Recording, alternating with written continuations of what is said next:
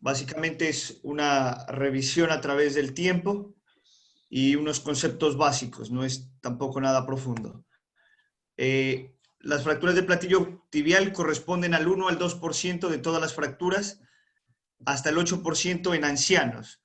El 36% de estas fracturas corresponden al tipo 5 o 6 de Schatzker.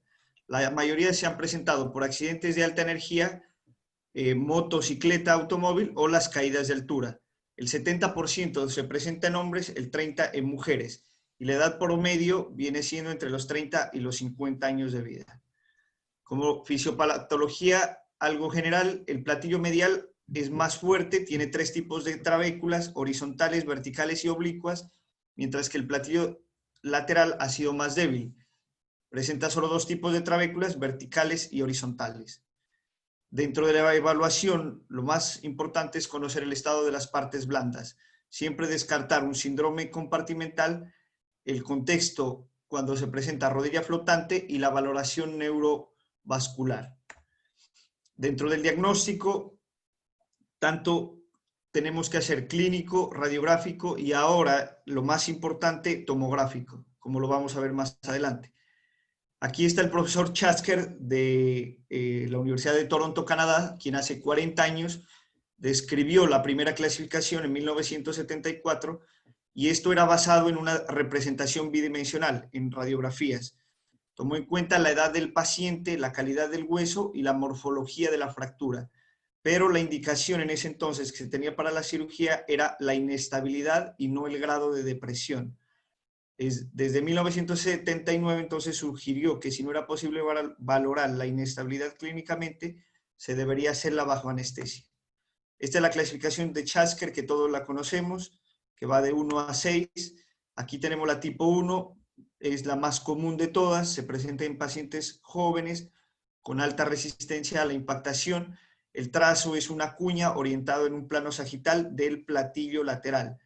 La reducción generalmente se hace con 2 tornillos canulados o con los tornillos que se necesite, lográndose una estabilidad absoluta y recuperando la superficie articular. Hay unos pocos casos que se pueden tratar con placa. La tipo 2 corresponde a la fractura de platillo lateral asociada a depresión. El mecanismo de lesión es igual al anterior, el valgo y la compresión axial. Ocurre generalmente en pacientes más añosos, quien tienen menos densidad en el hueso metafisiario y por eso se presenta el hundimiento. Para el manejo de este tipo de fracturas ya se necesita una reducción abierta con fijación interna, con el objetivo nuevamente de restaurar la superficie articular.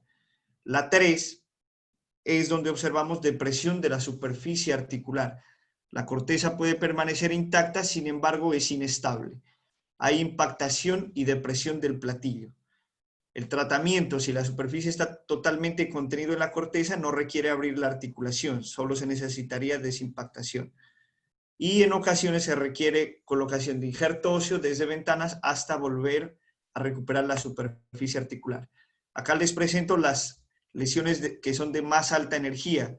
Corresponden las del platillo medial y las bicondilares, o de los 2 platillos.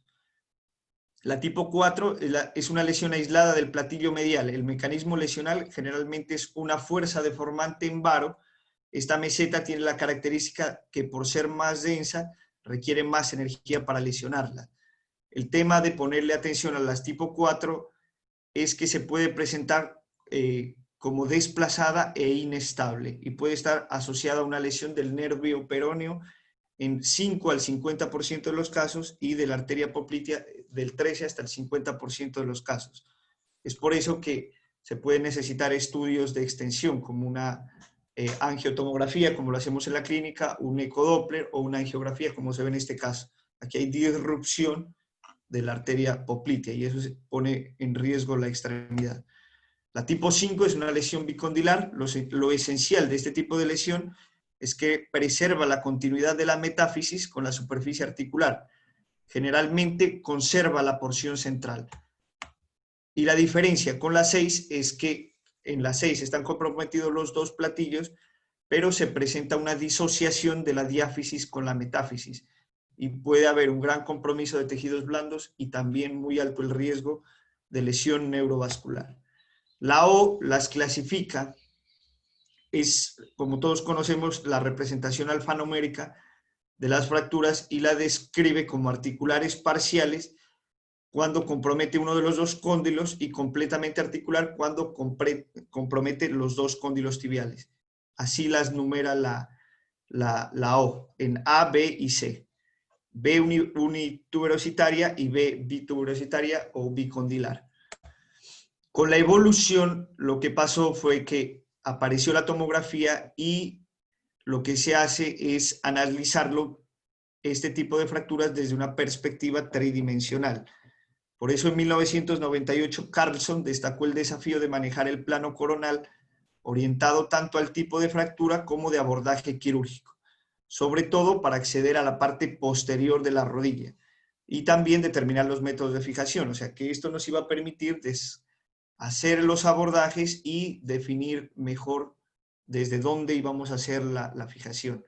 Se vio que había una alta incidencia de fragmentos posteromediales y posterolaterales también en las fracturas bicondilares, y de ahí surgió la importancia de estudiar las imágenes con tomografía. Aquí en el 2010, este autor Confenluo ya empieza o da la descripción de las tres columnas, una columna medial, una columna lateral y una columna posterior. Obviamente, esto para fracturas que son bicondilares, o sea, tipo 5 y tipo 6. Entonces, al tratarse de tres columnas, ya tenemos que pensar en un abordaje posterior. Entonces, aquí vemos cómo sería la ubicación del paciente y cómo serían los abordajes. En caso de una fractura con lesión de la columna posterior, tendríamos que hacer un abordaje lateral y un abordaje posterior. Esto es lo que se conoce como la floating position, primero el decúbito lateral y después el decúbito prono para realizar el abordaje posterior. Si nos damos cuenta en esta tomografía, miramos el componente posterior, el compromiso posterior, ¿sí? Y también el compromiso lateral. Entonces, este fragmento posteromedial generalmente se presenta, puede tener una incidencia de un 30 a un 60%, el 90% está desplazada mayor a 5 milímetros, predominan los trazos verticales y puede estar subluxado el cóndilo. La técnica para la fijación, entonces, es utilización del abordaje posterior y colocación de la placa antideslizante justamente desde este punto para evitar el cizallamiento de la fractura y de que eso colapse.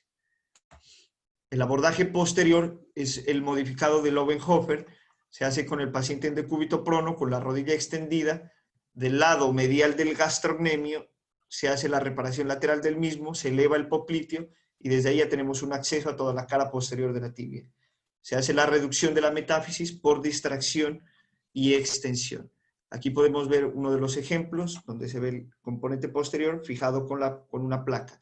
¿Qué tipo de placa se puede usar? Cualquier tipo lo describen, incluso de radio distal, placas de reconstrucción y cualquier otro tipo de placa. Lo importante es que se corte o se estabilice el cizallamiento que produce el fragmento y posteriormente el colapso. Esta es una fractura, como lo vemos en el ejemplo, es una Chasker tipo 6, pero si nos damos cuenta tiene colapso del lado medial, ¿sí? Y compromiso, un gran compromiso de la región posterior. Para este tipo de estabilizaciones, acá como lo vemos, este es un ejemplo de un artículo, tenemos que utilizar la estabilización posterior fundamental y dos placas para estabilizar los dos fragmentos, tanto medial como lateral. 40 años más tarde, el mismo Chasker propone la revisión de la clasificación, conjuntamente con este señor que es Kafuri. Entonces, ellos revisan la clasificación y proponen una nueva nomenclatura para este tipo de fracturas. Entonces, Chang y Cole había propuesto dividir la superficie de la meseta tibial en 4 cuadrantes, con el objetivo de aportar mayor claridad al abordar fracturas bicondilares que son complejas y obviamente de alta energía. debido a que no hay una adecuada exposición de las regiones posterolateral y posteromedial sin lesionar. Entonces, lo que hacen es dividir en el plano axial, el platillo tibial, en una parte anterior y una posterior. Esto sería el ecuador virtual de ese platillo tibial, y toman como referencia el tubérculo lateral del peroné, donde se inserta el ligamento colateral lateral, y la región posterior del ligamento colateral medial de la porción superficial. Entonces, esto divide en dos mitades. Obviamente la anterior es mucho más amplia que la posterior, y esto nos va a generar una nueva nomenclatura. Entonces, si lo miramos en el corte axial tomográfico, aquí estaría ubicado el tubérculo lateral del peroné, donde se inserta el ligamento colateral lateral. Acá la región posterior del ligamento colateral medial, la parte superficial, esta sería la línea que se traza, y esto dividiría en 4 cuadrantes el platillo tibial: anterolateral, anteromedial, posterolateral y posteromedial. Entonces, la clasificación va a permanecer igual, los 6 tipos son iguales, pero se van a agregar unos modificadores que se denotan con las letras mayúsculas anterior, A o P, dependiendo si es anterior o posterior. Entonces, nuestra función es identificar cuál es el principal plano de la fractura donde esta biseca. Si es una fractura tipo cuña, esta tiene que salir por 2 puntos en el borde y un tercer punto en la metáfisis. Este tercer punto también se debe marcar con una letra X y adicionar A o P para identificar en qué plano se encuentra. Si lo vemos acá, en la figura A, este sería el principal plano de la fractura. Va desde el punto A hasta el punto P, y lo que decía de marcar con una X es el punto de salida en la metáfisis.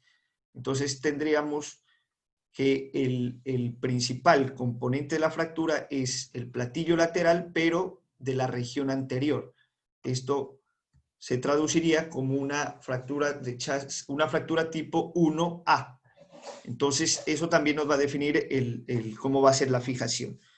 Acá en el ejemplo de la región inferior tenemos un patrón de fractura ubicado el plano en la región posterior, desde lo que se demarca aquí en rojo, ¿sí? Y el punto de salida en la región posterior. Entonces, esto vendría a corresponder al plano medial, ¿sí? El platillo tibial medial, pero de la región posterior. Entonces, esto ya se conocería como una fractura tipo 4P. ¿Sí? Entonces, las fracturas que están orientadas en el plano sagital dividen el borde en 2 puntos, anterior y posterior, los cuales también se demarcan con letras A o P.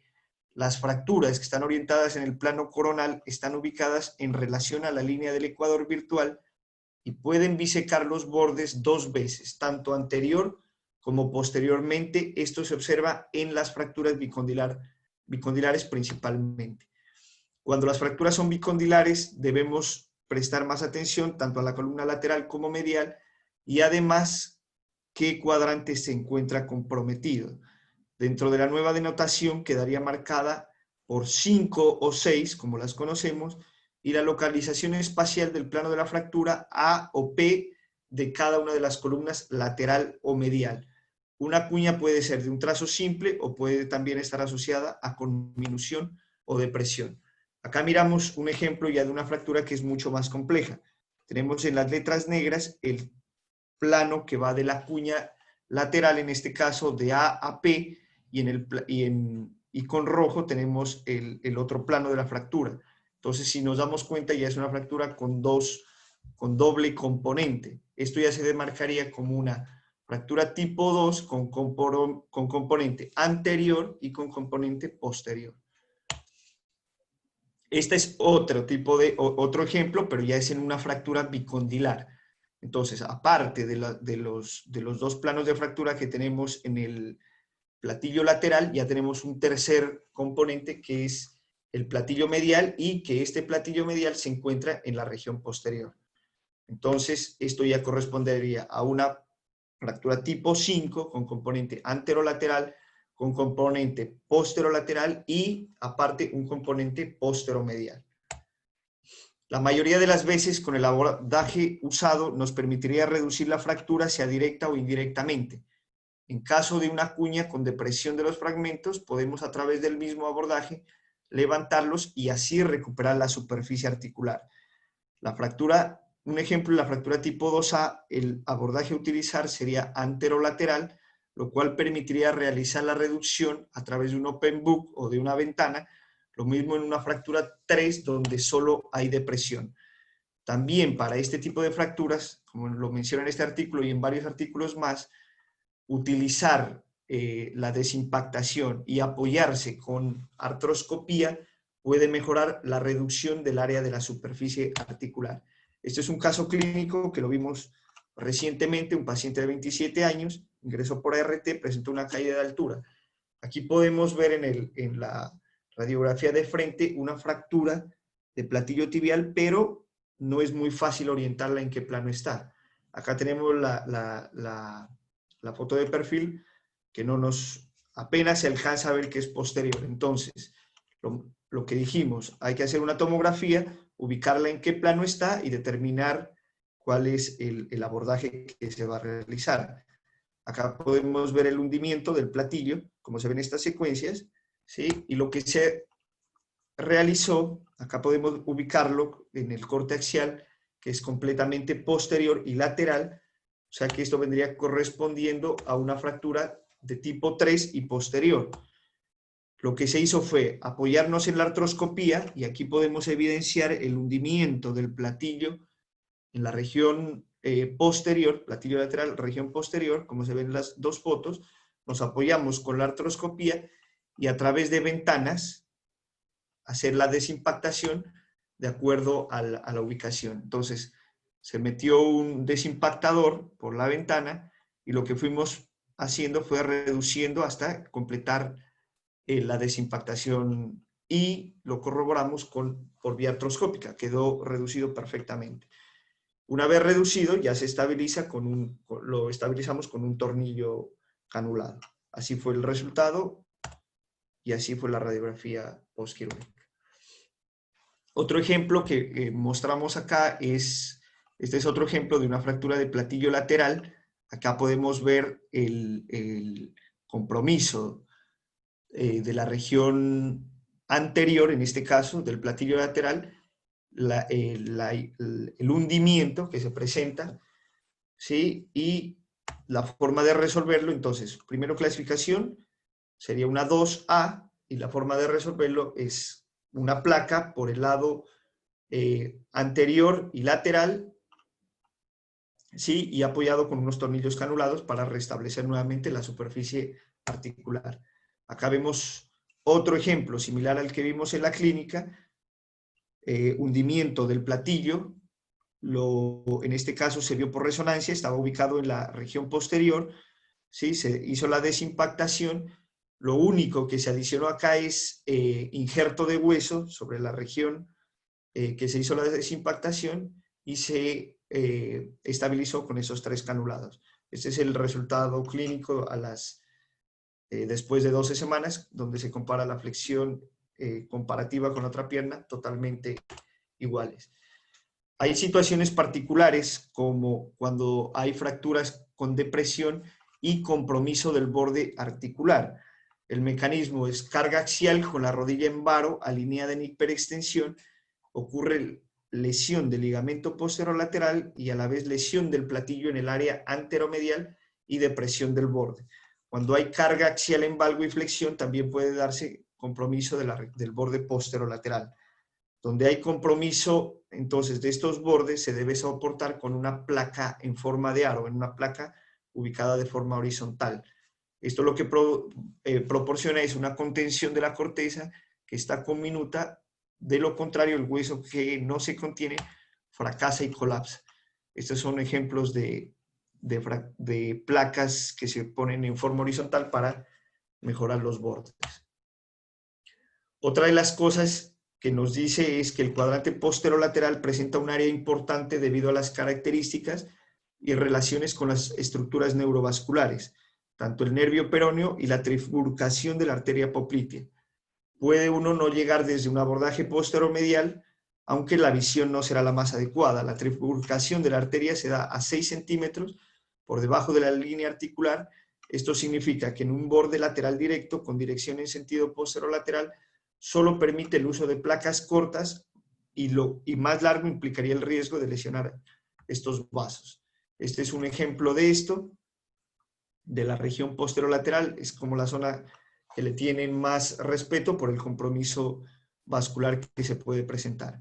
Pero aquí tenemos el abordaje y lo que hay que hacer es no colocar placas tan largas y soportarlas, como dicen, no más de 6 centímetros desde el borde articular. Tener cuidado con los vasos. Entonces, en resumen, las fracturas del platillo tibial se debe hacer una planeación inicialmente radiográfica, tanto en los tres, en plano anterior, posterior, y en ocasiones cuando la fractura está muy colapsada o eso, se pueden hacer radiografías con tracción. El mecanismo de la lesión, el valgo, generalmente compromete la columna lateral, el varo la columna medial. Cuando el mecanismo está en extensión, compromete los cuadrantes anteriores, y cuando está en flexión, los cuadrantes posteriores. ¿Sí? Dentro de los 6 tipos de fracturas que conocemos, la de 1 a 3 generalmente se presentan solo como fracturas, mientras que el 4 a 6 pueden asociarse a luxaciones. Es fundamental el uso de la tomografía axial computada, ya que nos proporciona los 3 cortes y entendiendo la tridimensionalidad de los platillos, podemos localizar el principal plano de la fractura y con eso determinar la nueva clasificación. Entonces, en los tipos de 1 a 4, donde solo hay compromiso de un solo platillo, simplemente adicionamos anterior a posterior. Anterior o posterior, mientras que en los tipos que son bicondilares, los dos platillos 5 o 6, adicionamos la localización, el anterior y el posterior, y para cada trazo de fractura también adicionamos la localización de la columna, sea lateral o sea medial.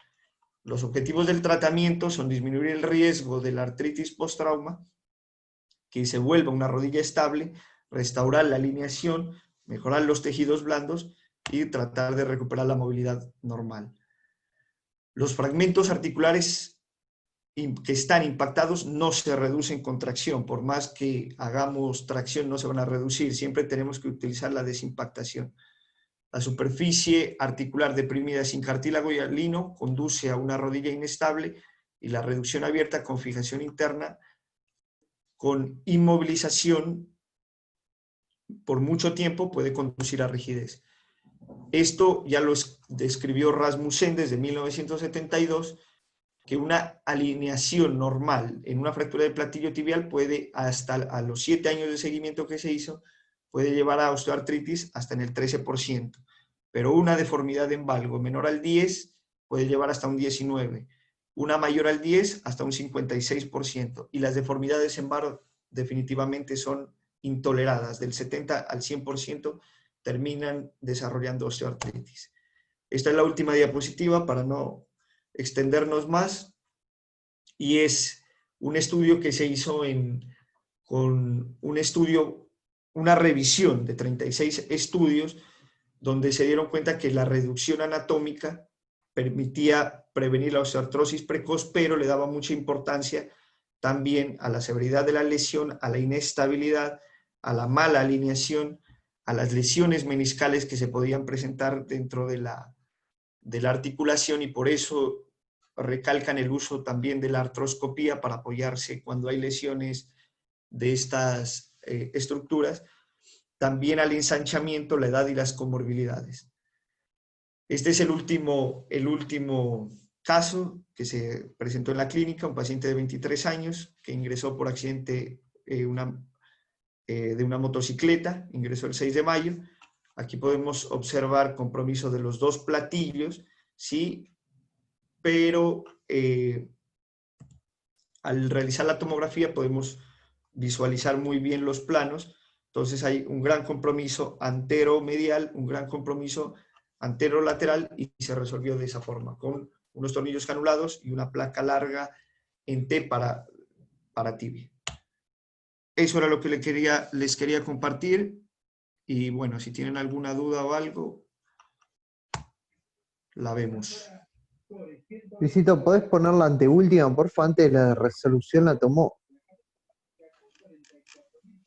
Con una placa o tornillo, después de hacer una resonancia, es difícil de ver si hay una lesión tanto de los cruzados o no. Por eso es una gran Lo que cuestión. describen inicialmente es hacer el estudio tanto con tomografía y para ver la parte ligamentaria de meniscos también se debería utilizar la resonancia antes de hacer las osteosíntesis. Eso es lo que describe. Igual, este tipo de lesiones después hay que hacer ¿cómo es? También una artroscopía. Después de la resolución, después... Muy buena la presentación, Luis, me pareció la verdad muy buena. Yo creo que el primer punto, esto me parece que es como las fracturas de pelvis y de acetábulo.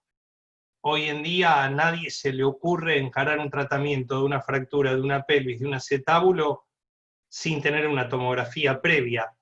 Me gustaría saber la opinión de Bubi, pero creo que es indispensable hoy en día, antes de largarte a operar un platillo tibial, teniendo en cuenta esta clasificación tan buena, la nueva de Schachter, es de hacer una tomografía computada. Lo de la resonancia creo que es importante saber la lesión, pero en una fractura como esta, una resonancia magnética es difícil de evaluar, y yo no creo que nada de lo que puedas arreglar con una artroscopía lo vas a hacer ahora. Tampoco en estas fracturas tan grandes, no siempre te gusta meter un artroscopio con agua ahí. Bubi, ¿qué pensás de la tomografía vos? Tenés que poner audio, estás muteado. Ahí Hola, estás. perdón por llegar tarde, pero tuve que hacer un trámite y no llegué muy justito. Estás colgando Sí, del Guille, techo, yo Bubi. creo que una tomografía es Con la cámara al indispensable. revés. Hola, ¿tampoco me escuchan? No, sí, te escuchamos, pero estás Hola, con la cámara al revés. Estás colgado ¿ahí me del techo. escuchan? Sí, sí, te Ah, escuchamos. pará que estoy con el teléfono, sí. ¿Ahora? ¿Estoy Ahora pata estás para bien. arriba? Ahora sí, ahora sí. Ahora estás bien, ahora estás bien. Les decía, ¿me escuchan? Sí, Hola, Sí, ¿me bien, escuchan? bien. sí, sí. Hola, hola. Sí, perfectamente. Bien. No, creo que sí, que hoy en día una tomografía computada es imprescindible hacerla, porque te marca un poco la táctica quirúrgica. Hoy en día se empezaron a hacer mucho los abordajes posteriores que prácticamente nunca se utilizaban en la fractura del patillo tibial. Lo mismo pasa también con el pilón tibial. Hoy en día, a partir, digamos, de las clasificaciones tomográficas, te dan un mapa mucho más certero del desplazamiento de las fracturas, y eso también sirve para programar la cirugía previa por dónde vas a encarar el tratamiento y con qué vía de abordaje vos podés, digamos, tener mejor acceso y estabilizar mejor la fractura. En el último caso que presentaste, ahí yo creo que me equivoqué, tenía que haberle puesto una placa en el compartimento interno, en el último caso que mostré. Después que me fui de quirófano me quedé con las ganas y tenía que haber puesto una plaquita, aunque sea con técnica de sostén interno, porque era una fractura muy compleja. Es un chico joven, está estable, le puse 2 tornillos, pero creo que tenemos que haberle puesto una placa con técnica MIPO en el compartimento interno para evitar el colapso en varo, que es la gran complicación de la fractura de platillo tibial. Claro. Lo que es intolerable en una fractura de platillo tibial es el colapso en varo, que son las que llevan a una artrosis más precoz. En cuanto a las lesiones artrósicas, yo creo que dependen de si hay una lesión meniscal o no. El tener el menisco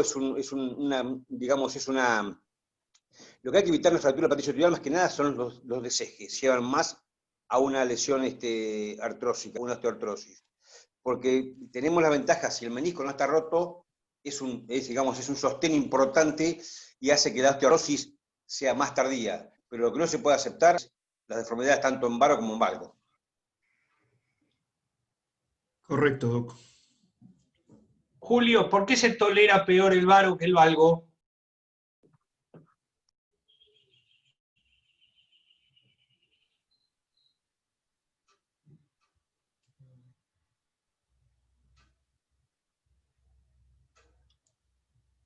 ¿Estás pensando? Sí, Muy bien. Nacho, ¿por qué se tolera peor el varo que el valgo? La deformidad en varo que en valgo.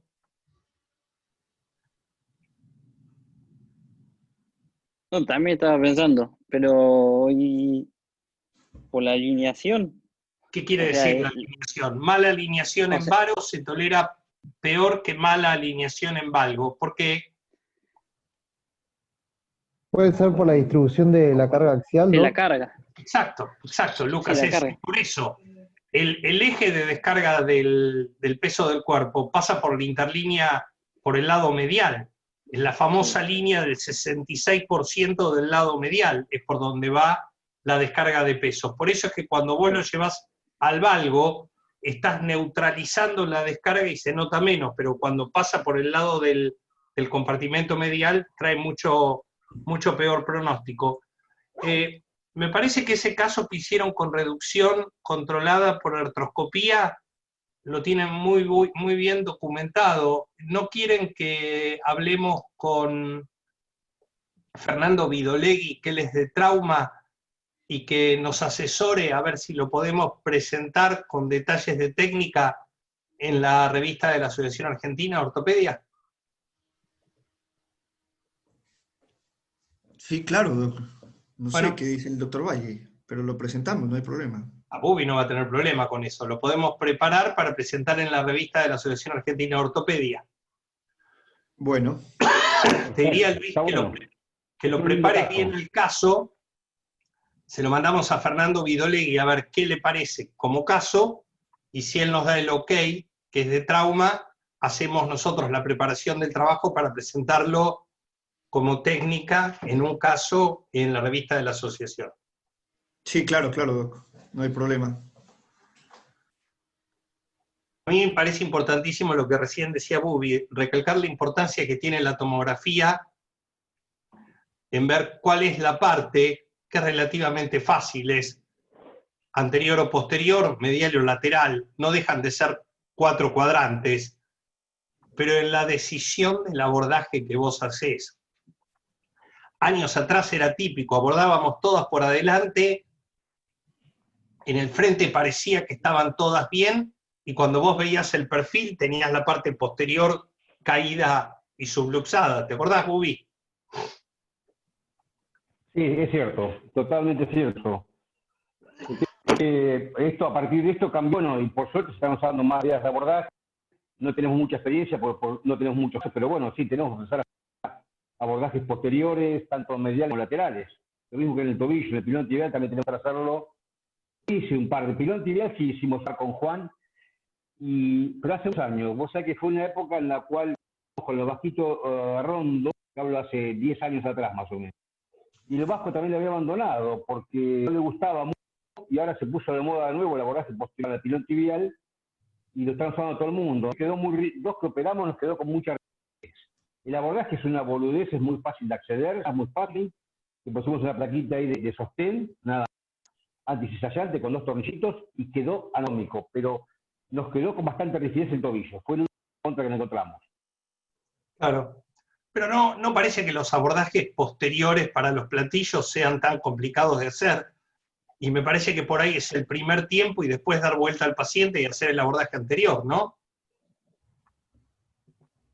Sí, depende cuál sea. En el abordaje, si es un posteromedial, lo hacen con el paciente en decúbito ventral, en decúbito supino, boca arriba, y lo abordan por adentro con la pierna, levantan la cadera contralateral y se aborda por la parte interna, en el que sea uno posteromedial. El externo hacerlo por boca abajo. Bien. Chicos, me acaban de pasar absolutamente todos los libros de trauma del grupo AO, así que ahora en un rato se los paso todos a residentes. Tengo absolutamente todos los libros de AO de fracturas para que los tengan, a todos los nuevos. Gracias, doc. Genial. Bueno, eso era Gracias, todo. doc. Bárbaro, muy bueno, chicos. Que estén muy bien. La presentación, Felicitaciones, Armemos, estuvo muy buena. armemos otro para la semana que viene ya, Cada semana.